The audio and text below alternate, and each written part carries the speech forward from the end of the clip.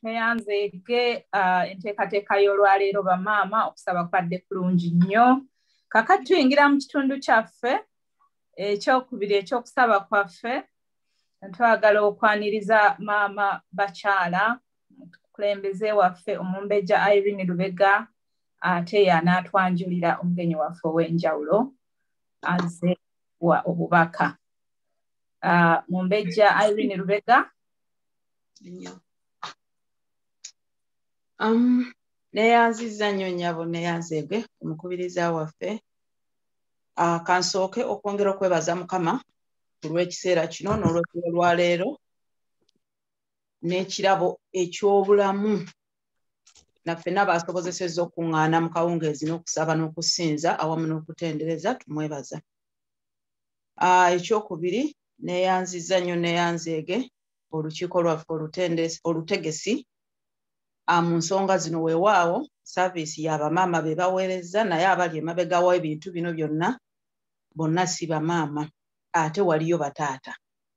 Bassebo tweyanziza nnyo tweyanzeege Mukama batwongerere nnyo omukisa ate era twongera okwebaza abaabazaala nti baatukola bulungi ekirungi ate bamaama kisufu ekyo. Tweyanziza nnyo tweyanzeege.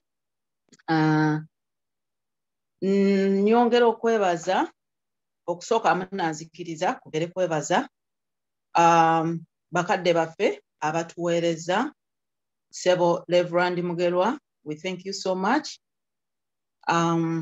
olw'ekigambo ky'otuwadde ate era eky'okujjukira ku lw'okwebazanga buli kaseera obuteerabira kwebaza. We thank you so much and may God bless you. Reverend James, we thank you so much for these special arrangements. We thank you, and Mom, we thank you for everything and for loving. May God bless you dearly. Thank you so much and for the blessing. Neera ate nyaniriza bakristaayo bannange mwenna, nyaniriza abagenyi bonna ab'enjawulo be tulina ku mukutu mu saaviisi yaffe leero. Oba oliawo tuyinza okuba tulinamu n'abapya abasulwa batwegasseeko omulundi ogusooka, tubaaniriza nnyo. Twaniriza okuva mu woofiisi y'omubaka wa Ssaabasajja abakungu abeegasse naffe ku lunaku olwaleero.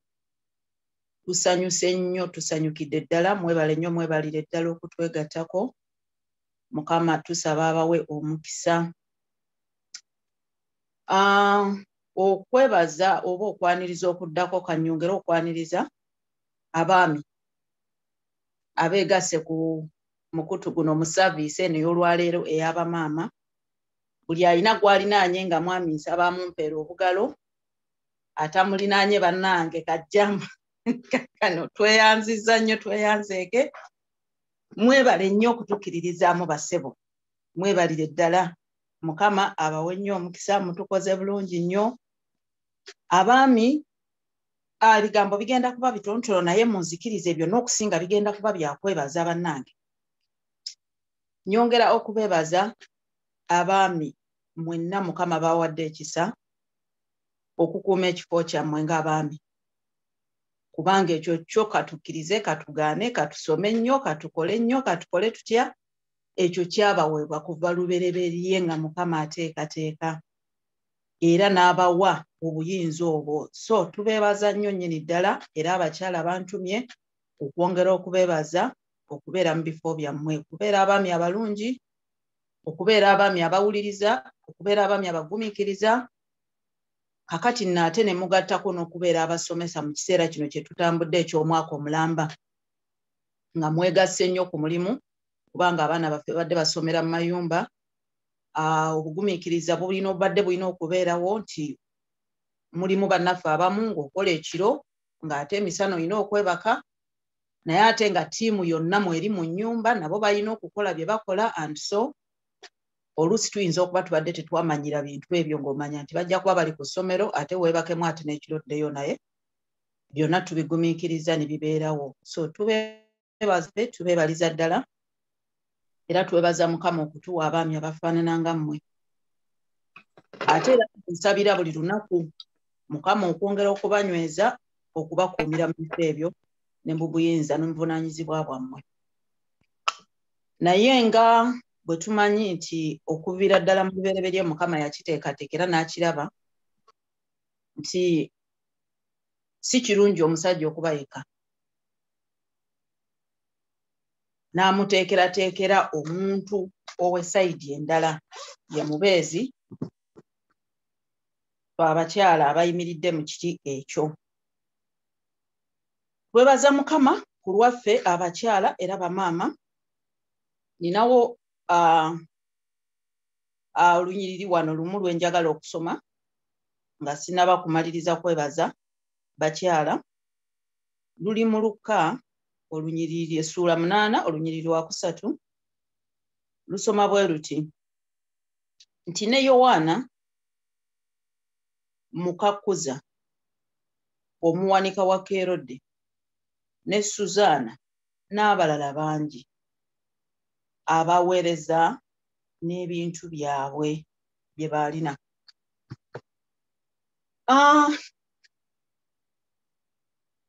Nga tumaze okusiima n'okwebaza abaami olw'omulimu gwe batukozeemu n'obulungi bwe batukoze n'okulabirira. Nga tumaze okuyozaayoza n'okwebaza bataata n'abaami okuyimirira mu naffe okubeera abalungi era abaagalwa era abatukoze obulungi.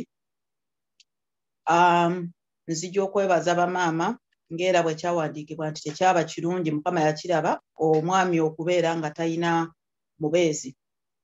So we tujjira mu kifaananyi ekyo neebaliza ddala. Tusomye olunyiriri olwo olugambye nti baaweereza abakyala abo baaweereza Mukama ne baweereza n'ebyabwe bye baalina.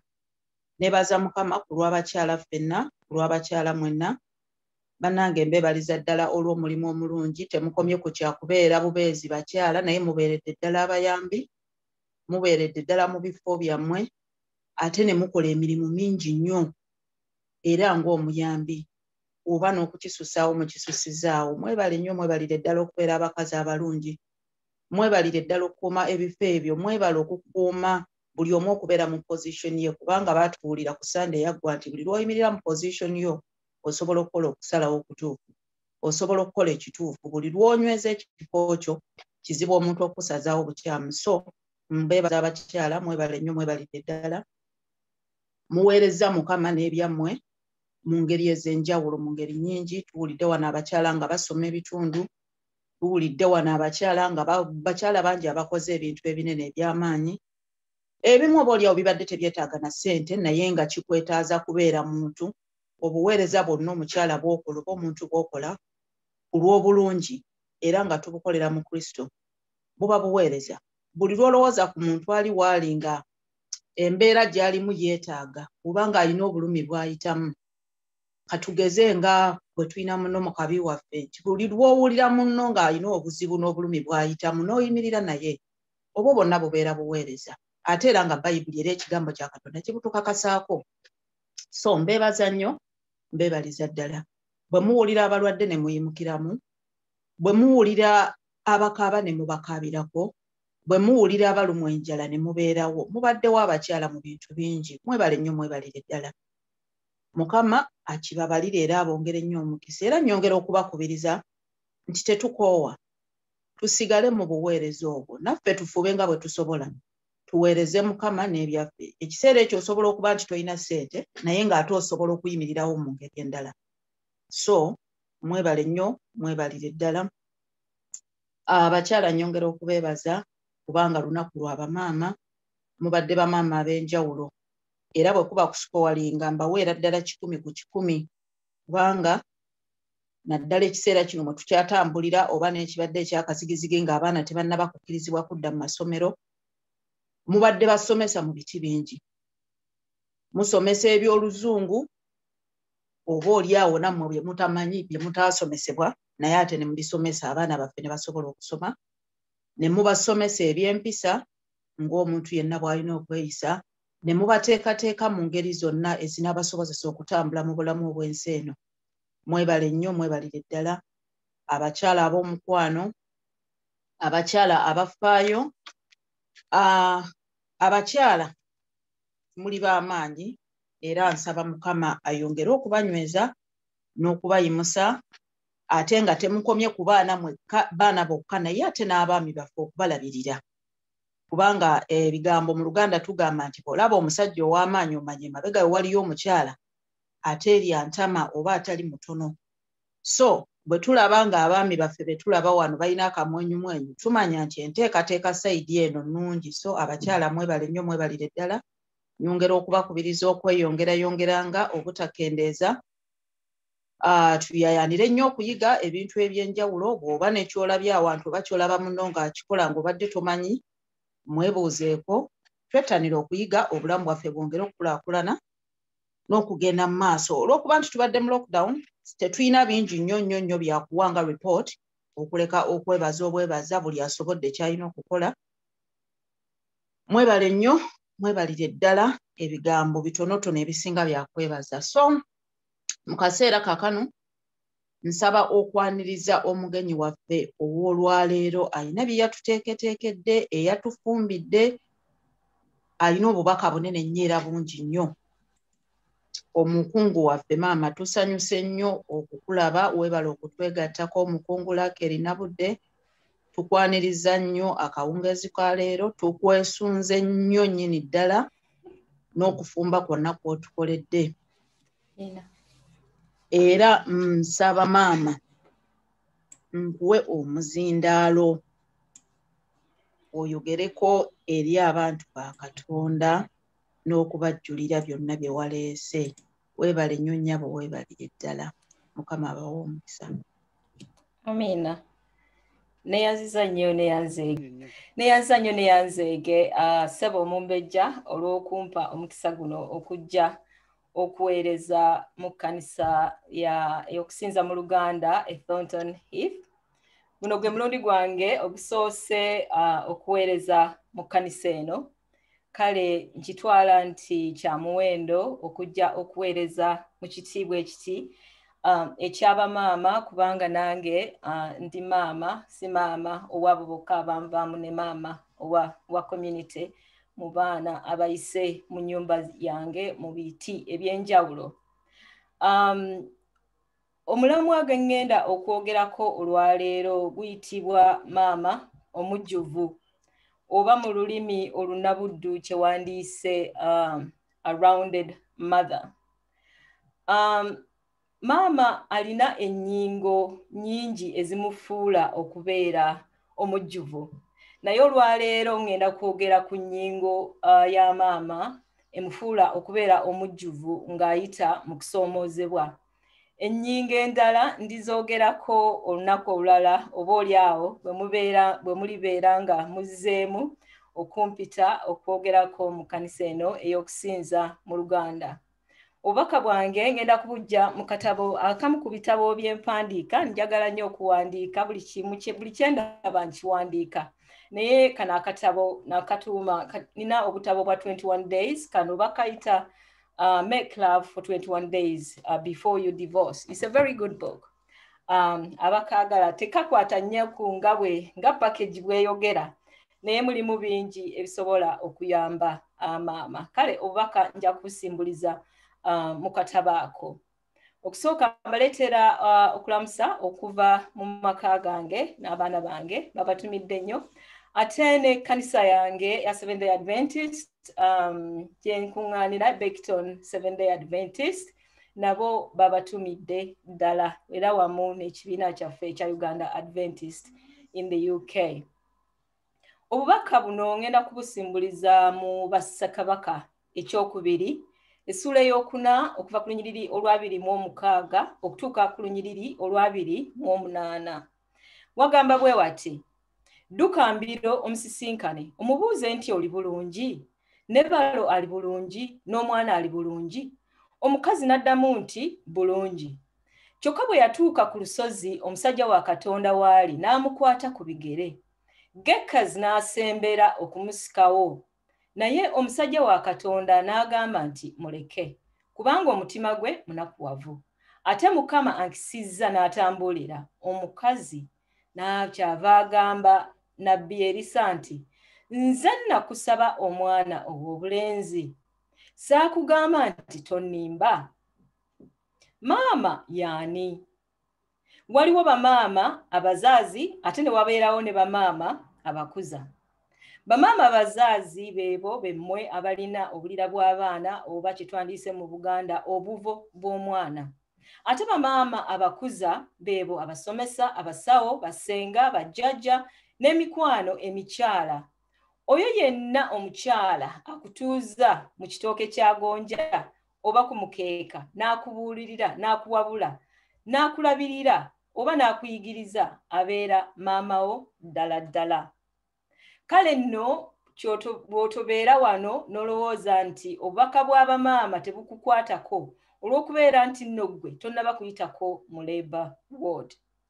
Omukyala ono gwe tugenda okwogerako mu ssomo lino, mukyala yali musunamu, tebamuwa linnya, teyalina linnya, ebyawandiikibwa tebimuwa linnya, naye bimuyita ggwanga lye.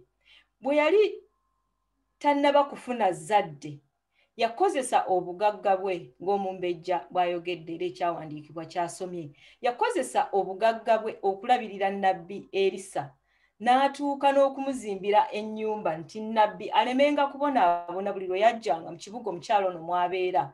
Era awo omukyala ono omusunamu yali atuukiriza obuvunaanyizibwa bwa maama omujjuvu obw'okuteekateeka ekisulo abaana bwe banaabeeranga. Olw'okumufaako ennyo, Erisa yafuna ebbanja okuddiza omukyala ono era nga omwana yenna omulungi bwe yandikoze eri nnyina. Olw'endabika, obugagga n'obuvunaanyizibwa bw'omukyala ono, yali tawa kifaananyi kya bwetaavu bwonna. Yali mugabi, yali mukozi ate nga mugezi, naye ng'alina ekizibu ekikusike mu lwatu. Ekizibu kye njogera nti kyali kikusike mu lwatu kuba kyali kirabika. Naye bwe nabadde neebuuza lwaki nabbi eyasulanga mu maka gano yali tamanyi nti omukyala ono talina mwana wuwe ku bubwe. Kino kitegeeza nti mu luggya lw'omukyala ono nabbi yasangangamu abaana abaayitanga omusunamu maama. Naye mu kufumiitiriza ate okwebuziba nakizudde nti nabbi yali talina nkolagana nnungi na baana era ng'abeewala. Kubanga waliwo omulundi gumu omulala abaana baasekerera nabbi ono olw'obutaba na nviiri ku mutwe. Nabbi kye yakola kwe kukolimira abaana, eddubu ne libalya ne libasanjaga. Abaana abaafa ku mulundi ogwo baali abaana 42. Kale nakyewuunyiza nnyo okulaba ng'ate nabbi ono y'omu asuubiza omukyala ono ekirabo ekyali kisinga obukulu omuwendo mu byonna byonna bye yali alina, ezzadde ery'omwana. Omukyala ono bwe yasuubizibwa ekirabo kino yayanguwa mangu okuwakanya okulangirira kwa nabbi ku ye, era nga bw'awa n'emiziziko kwasinziira okuwolereza lwaki kyali tekikyasoboka kufuna zadde, oba oliawo nga ajjukira ne nabbi kye yakola abaana bali 42. Bw'ate ye bw'anaafuna omwana ate ng'ono omusajja buli kiseera abeera mu nnyumba ye, omwana ono bw'aliba n'ekyejo nabbi alikola kikwolu, oba osanga ekyo nakyo kyali nga kimutiisa. Naye emiziziko emirala gye yalina omukyala ono yali akkiriza ekyo Katonda kye yamugerera, n'ayiga n'okubikka ku bwetaavu bwe. Ebyafaayo bye byali biraga nti yagezaako n'alemwa, era nga tebimuganya kuggulira ssuubi lya mwana. Okunakuwala okwamulumbanga buli lwe yagezangako n'alemwa nga kumukuba entiisa. Bba yali mukulu mu myaka, oba oliawo ng'atandise n'okufuna okusoomoozebwa okuleetebwa embeera okusoomoozebwa okuva mu mbeera ezireetebwa emyaka egya bukadde magezi. Naye kennyini omukyala yali asukkulumya emyaka ng'ali mu myaka egya kiggala wannabaana. Yalina obuvunaanyizibwa obumalawo obudde bwe, kale nga talaba mwana wayingirirawo. Newankubadde omusunamu yali mumativu nti ebyo nabbi byamulangirirako byafa ne binyogoga mu byafaayo bye, yali akyalinamu akakuku era ng'oluusi n'oluusi awulira nti alina ekimubulako. Ekyessanyu omwana omusuubize yazaalibwa n'akula, naye ate bambi ebyembi omwana ono yalwala n'afa. Waliwo okufa kwa ngeri bbiri. Waliwo okufa okw'omubiri ate ne wabeerawo n'okufa okw'omwoyo. Mu ssomo lino njagala essira tulisse okusinga ku kufa okw'omwoyo. Nsaba buli maama ali wano leero yesse mu kifo ky'omukyalo ono omusunamu. Bwe yamanya akabi akamuguddeko ennaku yonna gye yayitangamu nga talina mwana n'eryoka emubuutikira mbagirawo. Naye ate njagala twetegereze ebyo bye yakola ng'ali mu mbeera eno, era nga bwe tufumiitiriza kinnoomu ku ffe kiki kye tukola nga tulumbiddwa okusoomoozebwa okw'okufiirwa ebitundu ku bulamu bwaffe, abantu, ebintu, emibiri ne mu by'omwoyo. Mu nkola eyaffe gye tumanyi ekisookerwako ku mbeera ey'okufiirwa kuba kutema mulanga, kwesaasabaga, kubika, okuloopera buli gwe kikwatako mpozi n'abo be kitakwatako. Omukyalo ono mu kifo ky'okukola ebyo byonna, omwana yamutwala mu nnyumba mwe yalangiririrwa n'amugalamiza ku kitanda kya nnabbi Erisa, n'aggalawo era n'asibawo oluggi n'ekisumuluzo, ekisenge kya nnabbi n'akisibawo n'ekisumuluzo. Kirowoozeeko lwaki omukyalo ono yasibawo oluggi. Omwana yali ayinza okudduka? Okuddamu kuli nti nedda. Kiki ekisibya enzigi? Bulijjo tumanyi nti enzigi zisibwa kubanga mulimu eby'obugagga eby'omuwendo. Kuba kukuuma bya bugagga obutavunda, so si bintu bifudde nga bwe tulaba mu ngeri eno, mu mbeera eno omukyalo ono gye yalimu. Njagala okubategeeza nti maama omujjuvu azibiikiriza ebibamba ebiba biri mu maka ge, tabireka kutoloka okuzuulwa abayinza okubiraalaasa n'okubisaasaanya mu ngeri etali ya buvunaanyizibwa. Bw'atyo omukyalo ono yamutegeezaako butegeeza nti alina okugenda okulaba nnabbi mbagirawo. Yamubuuza ekyali kimutwala ewa nnabbi nga ne Ssabbiiti tennaba kutuuka, teyamuddamu. Bw'onoosoma essuula eyo yonna n'ogimalako ojja kuzuula nti omwana yalwalira mu nnimiro ng'ali ne kitaawe, era ye kennyini n'amusindika okugenda ewa nnyina amujjanjabe. Kyokka mu mboozi entono gye yanyumya nebba ng'agenda okulaba nnabbi, bba teyamubuuza nti omwana gwe nakusindikidde nga mulwadde ali atya. Wano ndabawo omukisa gw'omukyalo ono okutulika n'alumba bba n'amuyiira ebigambo lufukunya. Naye ekyo omukyalo ono ekyewuunyisa teyakikola. Maama omujjuvu amanya nti bba ayinza obutalaba oba obutasoma mbeera okuggyako nga amugambye, era nti bw'abanga tagisomye guba mukisa gwa maama okugenda okukkakkana yekka oba okutegulula emitego nga tamubuulidde. Wano mu Bungereza okugamba omukazi nti kkakkana oba calm down naddala ku mulimu oba olugulidde ku ppata, oyinza n'okuloopebwa nti nno wamuvumye oba omuvumye. Maama omujjuvu abikka ku kiruyi ekimuli ku mutima eri bba, naddala nga waliwo abo ababalaba. Baatuyigiriza nti bw'obanga olina empisa ey'obutasobola kubikka ku kiruyi kyo, ofubanga okulaba nti olwendo lwo olw'amazzi terukubeera wala. Kale bw'otyo oyanguwa okubatika amazzi mu matama go, ate oleme okugamira okutuusa nga ettumbiizi likuwedde. Ebyembi ensangi zino akamwa kadda ku ngalo zaffe zino eziseeteza amasimu. Maama omujjuvu ow'ensangi zino oba oli awo afubenga okutambulako ne pulasita, asibe ku ngalo zino bw'amanya nti alumbiddwa ekiruyi ekimuwaliriza okuseeteza essimu. Yeesibe pulasita ku nteevuunya ne muliraanwa waayo aleme kutaagula abo ababa bamuliraanye. Omuze ogw'okuseeteza essimu nze nange gunkwatako nnyo, naye tuuza tujje tutandika ate okutambulako ne ku pulasita ogwo. Erisa bw'alengera omukyalo ono ng'ajja okumusisinkana ng'aliko n'obubuuka, yamutumira omuddu we Gekazi okubuuza oba gy'ava mirembe. Omukyala yamuddamu nti bijja kuba mirembe. Bino yabyogera nga tannaba kutuukira ddala wali awali nnabbi. Bijja kuba mirembe kitegeeza nti embeera eriwo kati si nnuŋŋamu, naye mu maaso eyo gye tulaga bijja kuba mirembe, waliyo essuubi. Kyokka nga gy'ava alese omwana amaze okufa. Maama omujjuvu akkiriza embeera bw'eri, naye ate abeera n'essuubi wamu n'okukkiriza mu ebyo by'aluubirira mu bulamu bwe n'obwabo baalinako obuvunaanyizibwa, era n'alangirira obulamu ku byo. Bw'atyo ng'amaze okussa essuubi mu nnabbi Erisa, yanywegera ebigere bye n'amubuulira ekyo ekimala kitono nnyo ekimala nnabbi okutegeera nti ebintu byali byonoonese. Naye mu bigambo bye yayogera temwalimu kigambo kibika mwana. Temwalimu kigambo kigamba nti omwana gwe wampa afudde. Temwalimu kukungubaga, temwalimu kusasamaza abo abaali naye kutandika kutambuza sosomideeya ow'omulembe ogwo.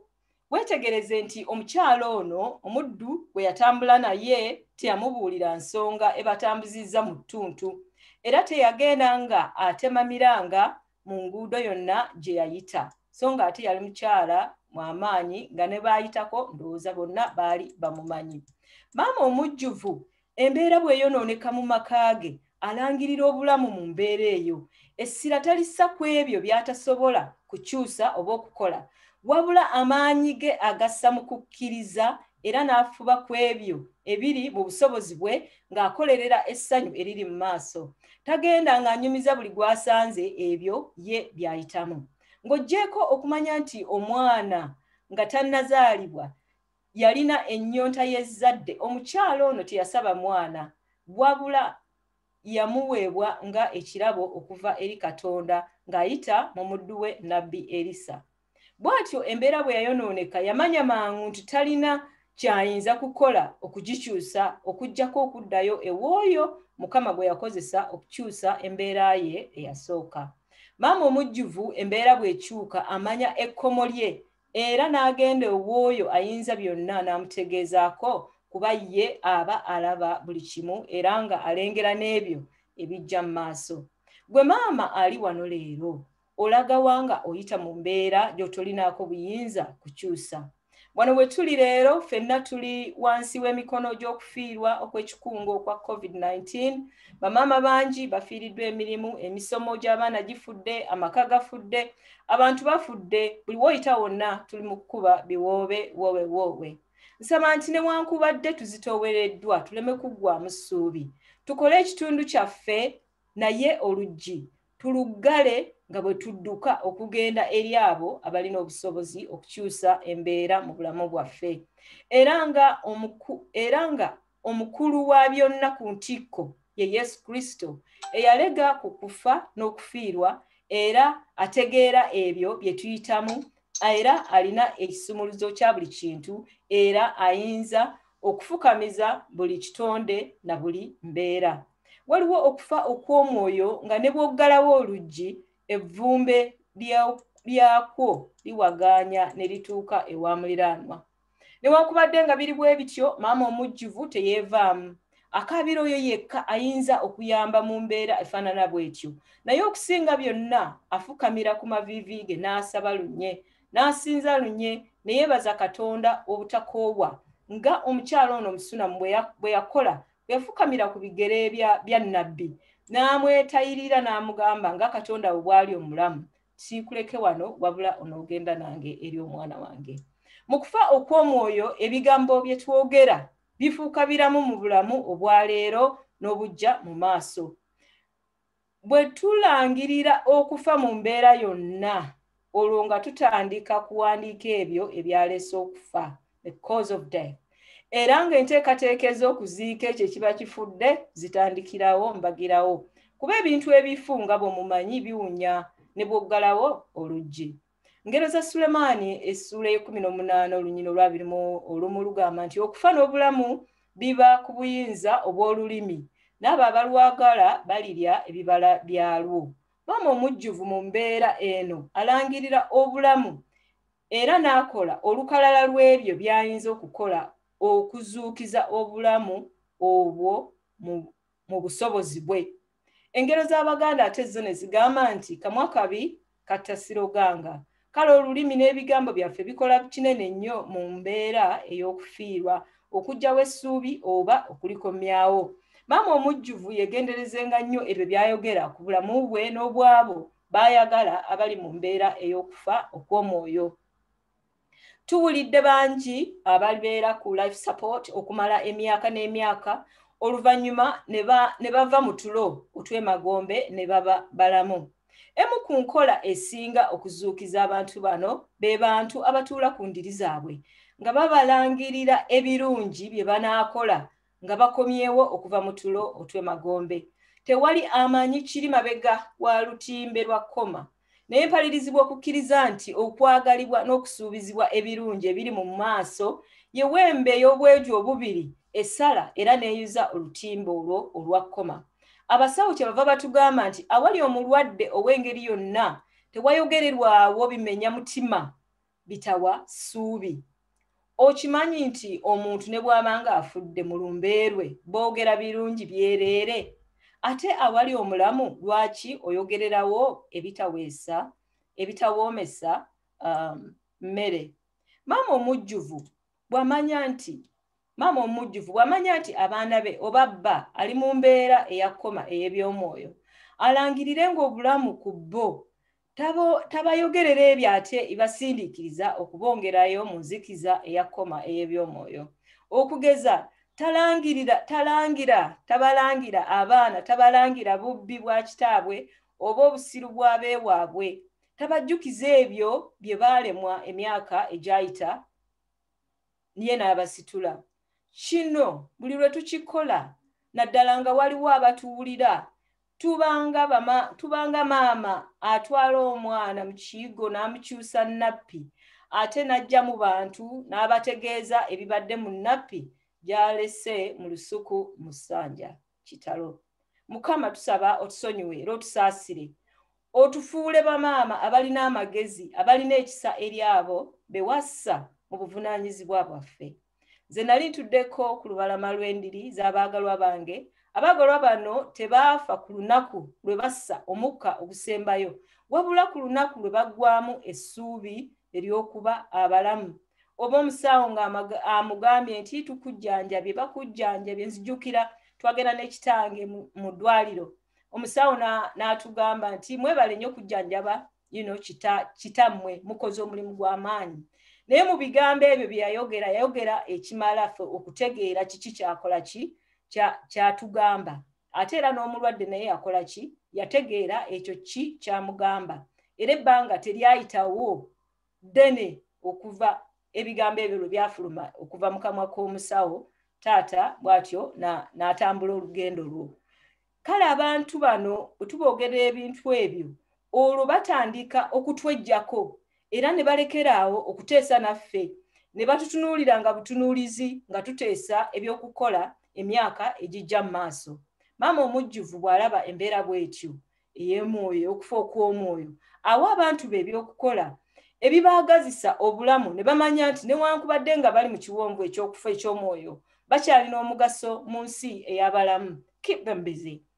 Mu mbeera ey'okwawukana mu maka, ebirowoozo byo ebitammuka eri munno bikola kinene nnyo ku kwawukana mu bufumbo, era byongera olufungo mu kukomya obuweereza obw'obufumbo. Maama omujjuvu bw'atuuka mu mbeera eno addayo ku wolutaali we yakubira ebirayiro n'awangayo ekiweebwayo eky'okwebaza ku bigere bya Yesu. Awo wennyini ku bigere bya Yesu bw'ateeka okwemulugunya kwe nga bw'alinda okusalawo kwa Katonda. Jjukira nti omukyala bw'ategeeza bba gy'alaga, omwami teyamubuuza mwana waabwe bw'ali. Kya bulijjo okubeera mu bufumbo nga bwafa, naye nga omu yekka yakimanyi nti bwafa. Gwe maama bw'obanga ggwe omanyi nti bwafa, oganyulwa nnyo obutalangirira eri balo nti bwafa, naddala nga afunyeeyo oyo oba oli awo akuyamba ku mirimu. Kikukakatako obutabiisa mu kamwako okuggyako nga obulamu bwo buli mu matigga. Sirika ogende ku olutaali otegeeze Yesu. Maama omujjuvu aggalawo oluggi lw'akamwa ke bw'abanga akyayagala obufumbo bwe.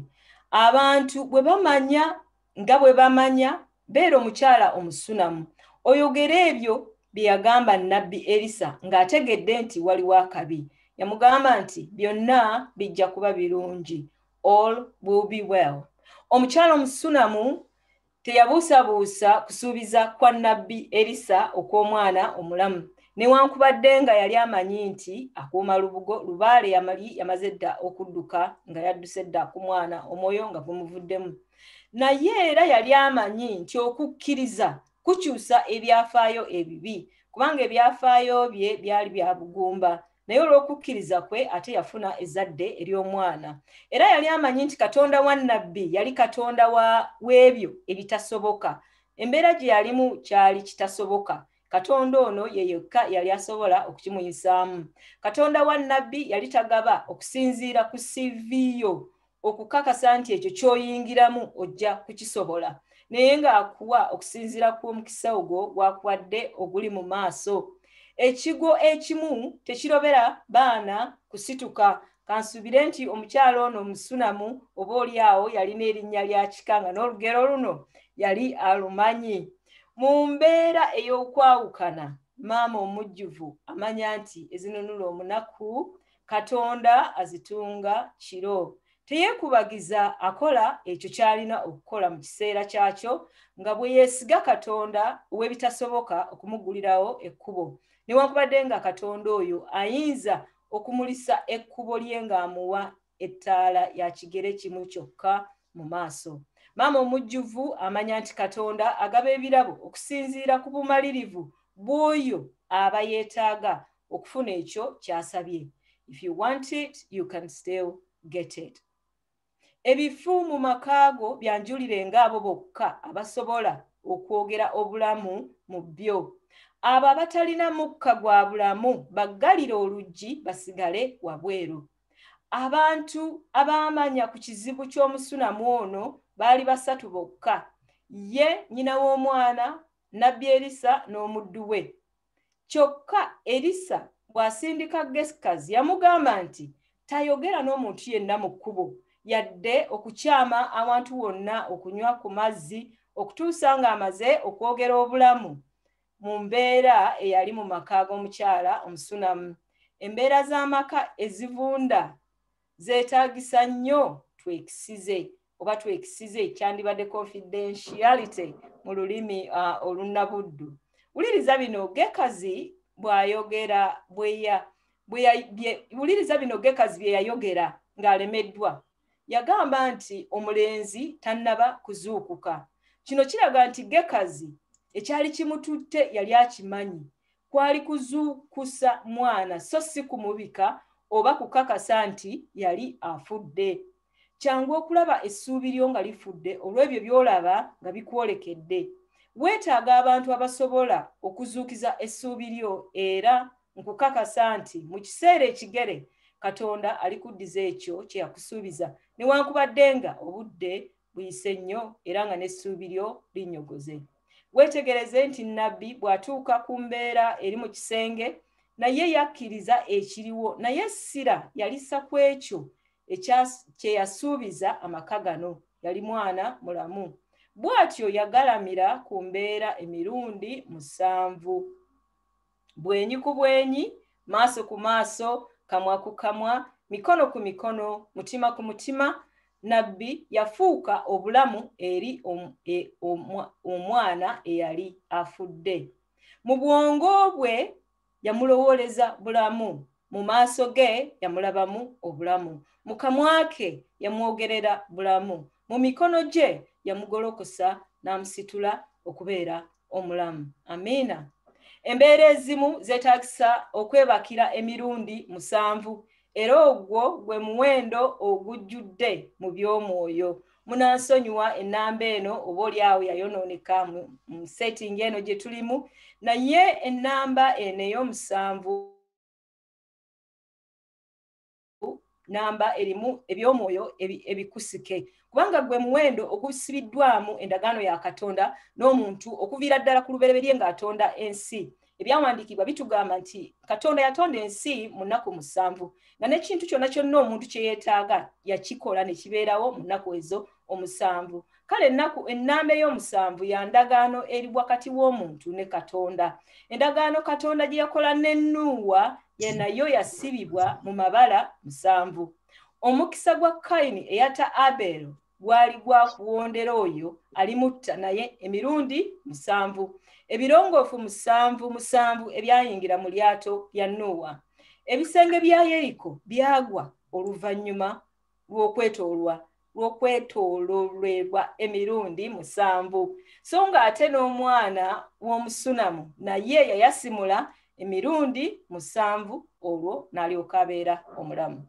Maama omujjuvu amalenga kwetayirira Mukama emirundi 7 oba okwaŋŋaŋa embeera yonna emirundi 7 nga tannassa ngabo ye wansi. Muzikirize nkyuseemu ko mu lunnabuddu akaseera katono ddala. Elisha's whole system was focused on the life the dead and cold sun was to have in the future. He knew that beneath all that appeared dead and cold lay the desire to live once more, and there was still life. But this desire was not only for the dead son, but also for Elisha's healing too, from the fear and depression he went through after his mentor's death, Elijah. Elisha had to embrace that which he feared the most to overcome. What about you?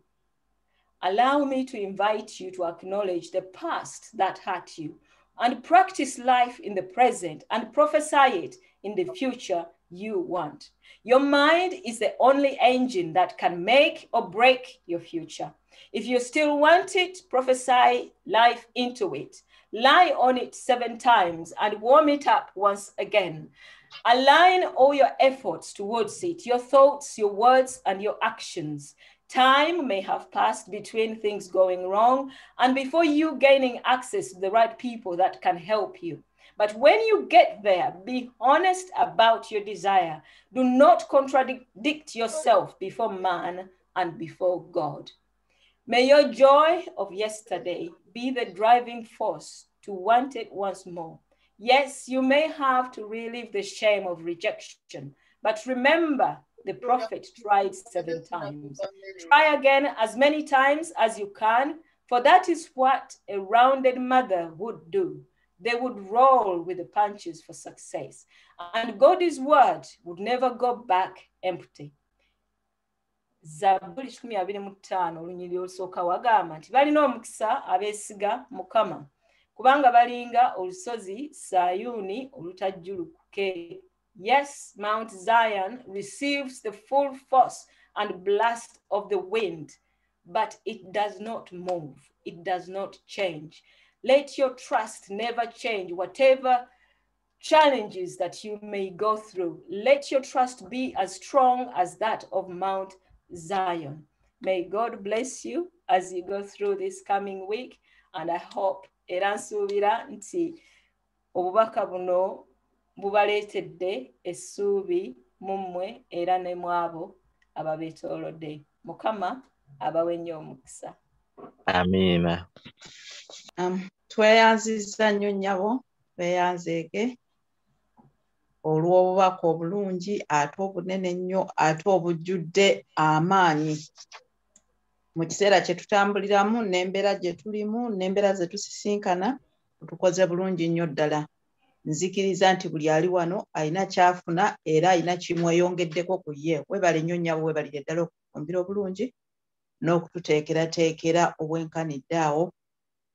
Nsuubira oba nzikirize nti n'olulala bwe tuli kuyita olituwa omukisa nate okwogera gye tuli era mu bulamu bwaffe ebigambo byogedde gye tuli bya bulamu era byongedde kinene kuffe. Webale nnyo nnyabo, webalire ddala. Amiina.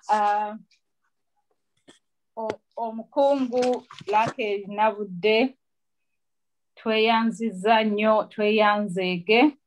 Omukungu no teyatweyanjulidde kumalayo CV naye oyo ye mumyuka w'omubaka wa Ssaabasajja mu Bendo area East London. Era omulimu gwakola eyo gw'amaanyi. Alina ebitabo bingi, alina okusomesa kungi nga bw'atusomesezza leero. Asomesezza nnyo community. Tweyanziza omukungu Rakel Tweyanzeege. Akaseera kano okuggyako nga waliwo alina ekibuuzo oba waliwo alina ky'ayagala okwogerayo oba nga mwagala okubuuzaganyaako, tujja kubanga tukomekereza okusaba kwaffe ne byonna. Omukungu Winnie Nantege yeebazizza nnyo, mwebalire ddala okuteekateeka kuno. Wanje Mukungu Kalanzi. Ngenda kuddamu naye Mukungu Nabudde Tweyanzeege. Obugambo buno obwa plasita n'ebirala. Badde nsaba omukungu oli abayinza okuba nga tebakimanyi naye Mukungu Nabudde asomesa abaana virtually olulimi Oluganda. Badde nsaba apluginge project yeno. Kale Mukungu neyanzeege. Tusomesa abaana ku mitimbagano, ku Zoom, go to meeting, ku Sunday ne ku Thursday akawungeezi. Ku abaana abato ab'emyaka 7 kutuuka ku 15 basoma ku lunaku olwa Sunday olwaleero kuva saa 12 kutuuka ssaawa 4:30. Ate abavubuka 16 ne young adults bonga tubasomesa ku Thursday okuva essaawa 2 ez'akawungeezi okutuuka essaawa 4. Omulimu guno twagutandika mu November w'omwaka oguwedde.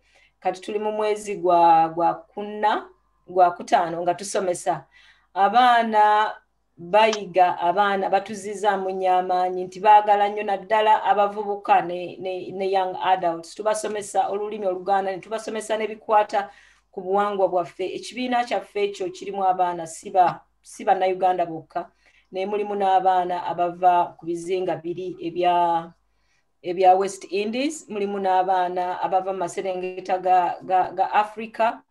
Kati tubasomesa ku bika, okulanya biki, kwegamba buli omu n'ayiga okulanyanga okusinziira wa gy'ava, naye ne bakisanga nti nno kya muwendo nnyo okubeera nti ffe ng'Abaganda twateekebwa bwe tutyo. So tusomesa naye ate nga tusindiikiriza n'obuwangwa bwaffe wamu n'enkola gye tukola mu Buganda. So bw'wabaayo abalina abaana abalina obwetaavu bw'okumanya okuyiga olulimi Oluganda, n'abantu abakulu abatamanyi lulimi lwaffe, bonna tubaaniriza mututuukirire. Email address yaffe nyangu nnyo egamba nti elandan@bugandauk.com. Naffe tujja kubanga tubaddiza obubaka. Di semester eneddako tusuubira nti ejja kutandika mu summer nga abaana bamaze ebibuuzo, tubatandise nga bakyali awo mu Bugandaalo. Twawulidde Prime Minister waffe yatugaye tetujja kutambulako mu summer. So ebiseera weebiri tubikozese nga twekulaakulanya era nga tuyigiriza abaana baffe olulimi. Tulina n'ebitabo bye basobola okukozesa, Facebooks ne resources nnyingi n'endala. Tujja kukola ebintu bingi, naye nga bwe tuli mu kiseera kya kusinza, ndowooza oyo anaabayagadde okumanya ebisingawo nsaba atutuukirire ku elandan@bugandauk.com. Neyanza nnyo, Neyanzeege. Mina tweyanziza nnyo, Tweyanzeege.